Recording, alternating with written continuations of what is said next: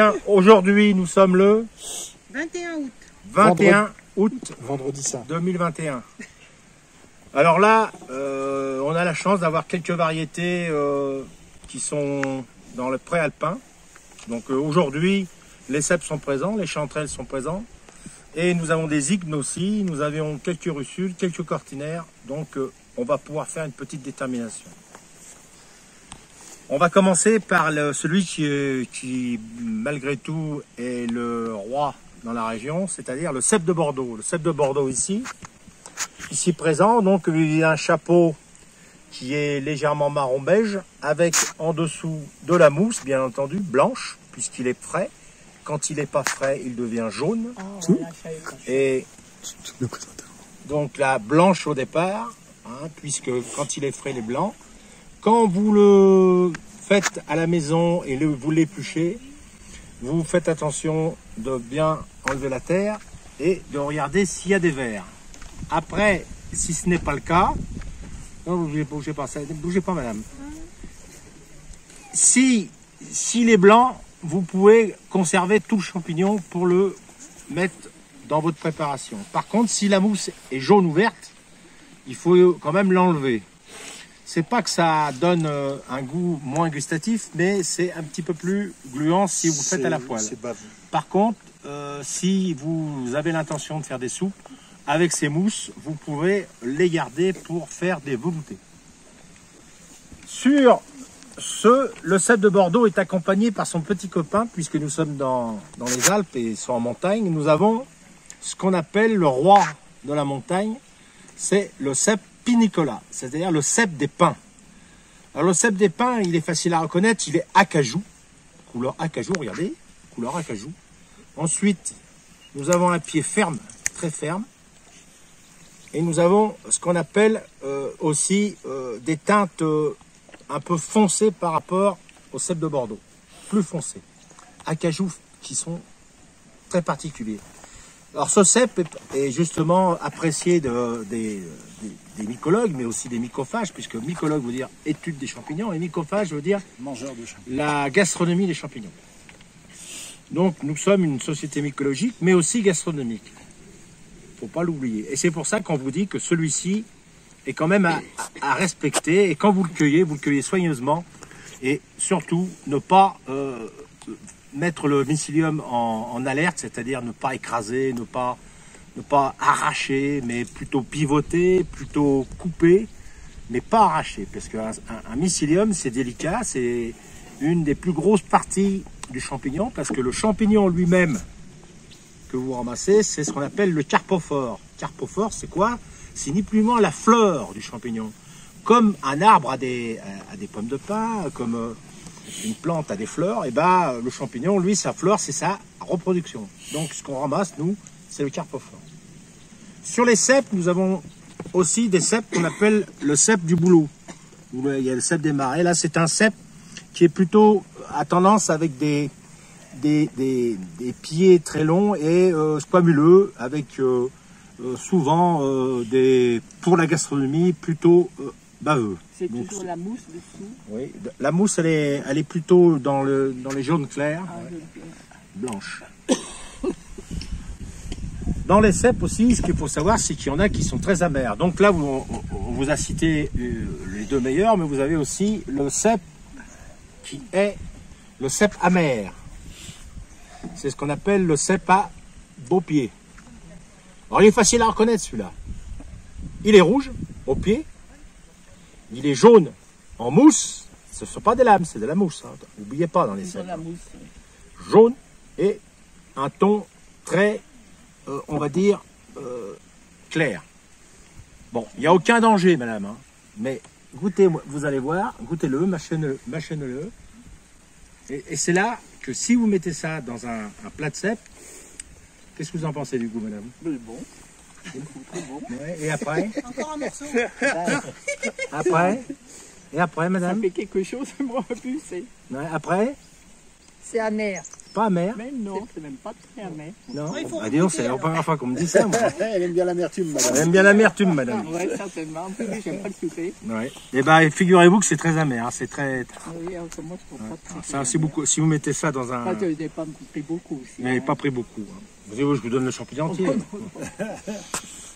Alors, ne plaisantons pas, dans la mycologie, il faut savoir qu'il faut d'abord ramasser uniquement en gastronomie, attention, uniquement que ce qu'on connaît par cœur. Il ne faut pas s'amuser à dire tiens, celui-là, je vais le goûter. Tenter. Ce n'est pas une bonne solution. À ce moment-là, si vous voulez goûter quelque chose, il n'y a que deux solutions. Ou vous allez voir un pharmacien confirmé, ou vous allez voir une société mycologique ou un mycologue. Sur le principe de la gastronomie, il y a une chose qu'il faut savoir, c'est que si vous tombez vraiment sur un mortel, quelquefois il n'en faut pas beaucoup que vous passez à la barre. Donc ça serait dommage de prendre une balade agréable pour finir à l'hôpital et sentir sa douleur. Donc la deuxième grosse famille qu'on va voir, c'est la famille qui est très connue, c'est la famille des chanterelles. Alors la famille des chanterelles, la plus connue bien entendu, c'est l'Acibarius, c'est-à-dire la chanterelle commune. La particularité de ces chanterelles, c'est qu'elle se reconnaît, elle a des plis, elle n'a pas des lames. Et en plus, ce qu'il faut voir aussi, c'est son odeur. Quand vous la sentez, elle sent l'abricot. C'est vrai. Madame? Je sens l'abricot, ouais. Ouais. Ah, elle sent l'abricot. Hein. Ah ouais, un petit peu. Voilà. Alors ce champignon est très réputé. Hein. Il est dans les forêts entières de France et d'Europe et de Navarre. Et nous avons sa petite cousine, qu'on appelle logiquement le bouton de guêpe, qui est tout plus petit, mais qui est un peu moins parfumé, qui est vraiment la région, c'est-à-dire dans l'épicéa. Cette chanterelle-là est plutôt dans les feuillus. Mais on peut la trouver aussi dans les épicéas. Mais c'est surtout feuillu et celle-ci plutôt épicéa. Quand elle est toute petite, on l'appelle le bouton de guêpe. C'est l'expression vulgaire de la région des Alpes. Sur les chanterelles, nous avons aussi la chanterelle violette. Mais ce n'est pas dans la famille des chanterelles, c'est dans la famille des Confidus. Les gens l'appellent la chanterelle violette parce que justement, elle ressemble à des plis. Et en plus de ça, elle est parfumée, mais elle est sucrée. C'est une chanterelle qui est très réputée, mais aussi assez rare. C'est-à-dire que cette année, l'humidité était très forte au printemps et nous avons l'occasion de traverser les bois et de les voir assez fréquemment. Sur le domaine des champignons qui sont assez classiques dans la région, nous avons le pied de mouton. Alors, le pied de mouton, sa particularité, il faut le savoir, ce sont des aiguillons.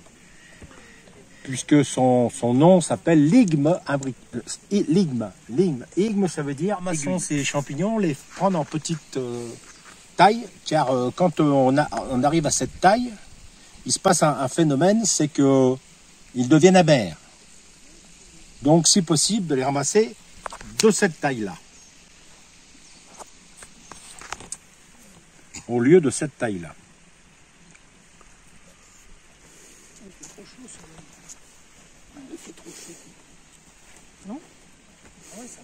Nous avons un autre polypore blanc qui s'appelle le polypore des brebis.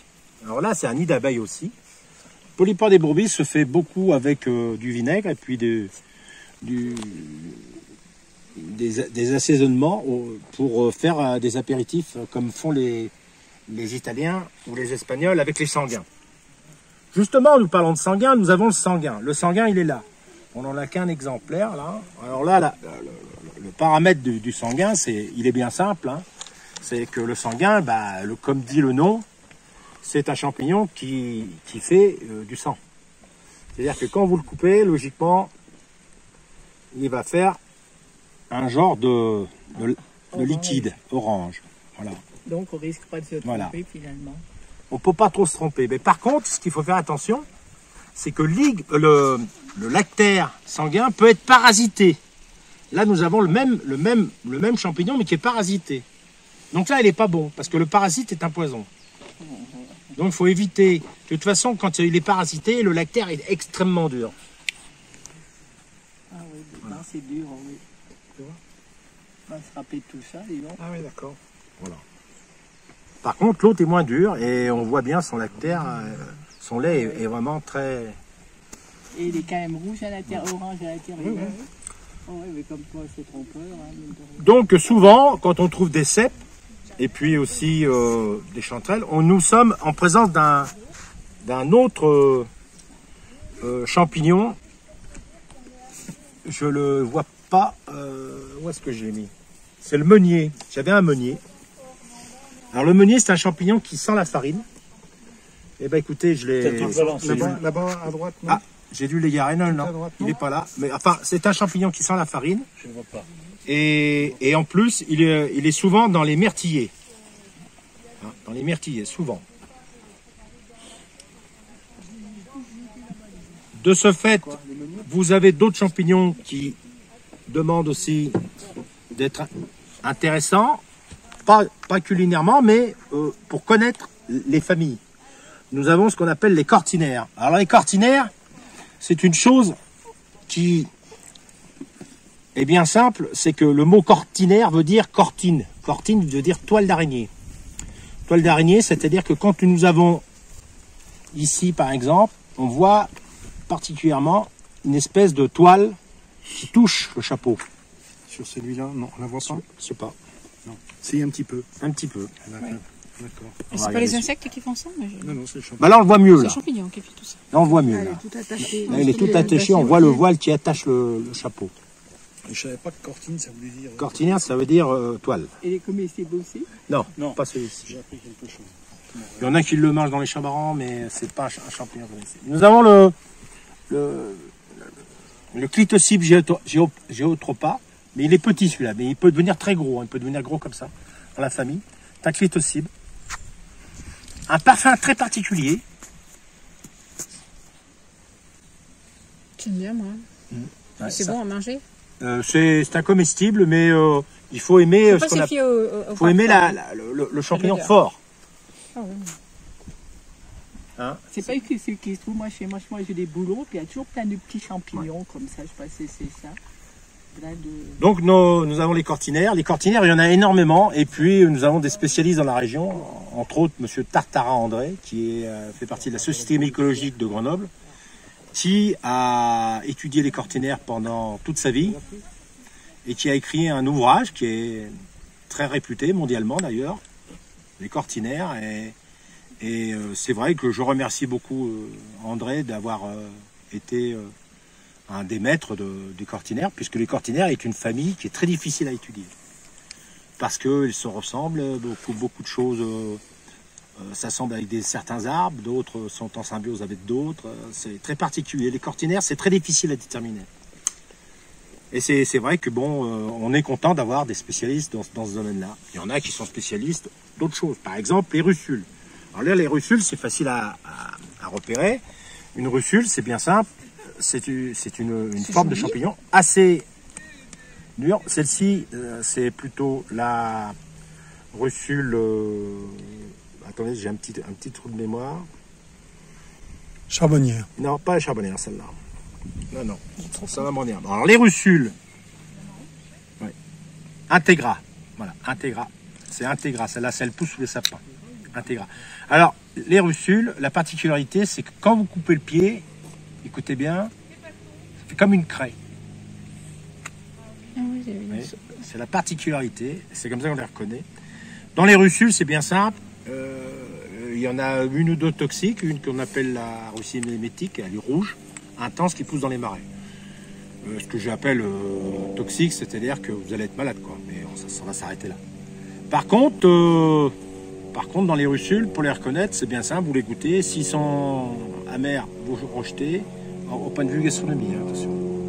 Et si c'est doux, en général, il n'y a pas trop de problème. Dans les russules, c'est pareil. Hein. Moi, j'avais un spécialiste à Grenoble, puisque j'ai fait partie de la Société mycologique pendant des années. Et nous avions monsieur Carbot, qui est malheureusement décédé, qui est lui, Étienne Carbot, était spécialiste dans les russules. Et c'est vrai qu'à chaque fois qu'on sortait avec Étienne, c'était formidable d'écouter ce qu'il disait, parce que il nous apprenait sur les russules beaucoup de choses. Il y avait des russules qui poussaient dans les montagnes, dans les marais, jusqu'à 2000 mètres et tout. C'était très très intéressant. Donc quelquefois on faisait des stages avec lui, au Menuire, on faisait des stages. Et c'était le spécialiste des russules. Par contre, il y en a qui étaient spécialistes des bolets. Ah non, puisque j'ai cité deux, trois noms. Il y a Étienne Charbot pour les russules, puis il y a Estadès pour les cèpes. Les cèpes, c'est pareil. C'est pas qu'il y en a beaucoup de cèpes, mais il y en a beaucoup qui se ressemblent à d'autres. Il y en a qu'il faut faire très attention. Il y a le bolet de fiel, on ne l'a pas ici, le bolet de fiel. Le bolet de fiel, il est encore pire que le beau pied. C'est-à-dire que vous en goûtez un bout, alors là, c'est terminé, vous jetez le plat des autres cèpes. Donc, et en plus, quand il est petit, il ressemble énormément au cèpe de Bordeaux. Donc il faut faire très attention. Et d'être accompagné par un spécialiste, c'est pas plus mal. De toute façon, si on a un doute, n'hésitez pas à prendre ce que je vous ai dit tout à l'heure, ou un spécialiste en mycologie, ou un pharmacien confirmé. De toute façon, un pharmacien qui a un doute vous dira toujours « niet ». C'est son proverbe à lui. C'est-à-dire que lui, s'il ne connaît pas, va vous dire « non ». S'il connaît, il va vous dire. Mais un pharmacien qui ne connaît pas, il n'a pas le droit de dire « oui, c'est pas comme ça que ça se passe ». C'est oui, ou c'est non. Ouais, il y en a très peu de pharmaciens qui Voilà. Moi, je ne suis jamais arrivée. Hein. Moi non plus, un pharmacien vous aura promené. Moi, je suis arrivée sur une fille là, qui Ils ne veulent venait pas de... prendre de responsabilité.